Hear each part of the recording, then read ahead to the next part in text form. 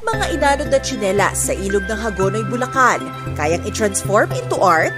Yan ang kakaibang obra ng 39-year-old artist mula Obando, Bulacan na si Mar Perez. Sa pamamagitan ng hinati-hating tsinelas, nakakagawa si Mar ng makukulay na mga artwork.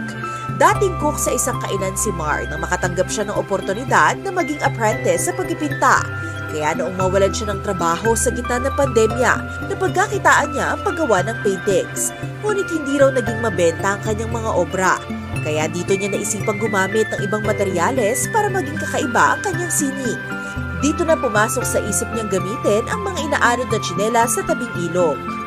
Bukod po sa nakakatulong sa kalikasan natin, nalaman po talaga ng art ko na ginagawa is yung mga tao pong nakapagsuot nito, yung mga naging buhay nila, parang kasama ko na po sila pag sinarin ko na sila dito sa canvas ko.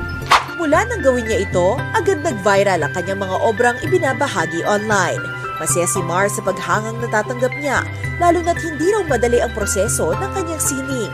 Yung mag-ipon ka pa lang, matatagalan ka kasi isang araw makakaipon ka lang ng 3, 2, hanggang sa maipon. Tapos pag naipon, saka mo palang lilinisin ng mabuti kasi nandun lahat ng dumi. Tapos tutuyuin, maghihiwa. Kapag hihiwa ako, naglalaan ako ng 5 days o 1 week. And kapag gagawa na ako ng art, kuha na lang ako ng kuha. Bilang isang full-time artist, malaking tulong daw ang kanyang art para masuportahan ang pang-araw-araw na pangangailangan niya. Naging daan din ito para mapaaral niya ang kanyang nakababatang kapatid.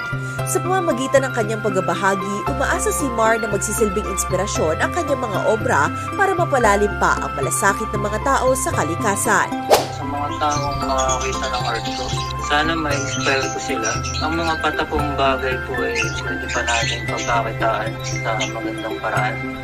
Sa mga basura po na tinatapon natin, makikita naman po natin, ramdam na po natin kung ano yung epekto nito sa atin, gaya ng pagbaha. Sana maging responsable po tayo sa mga magiging kalat or basura natin.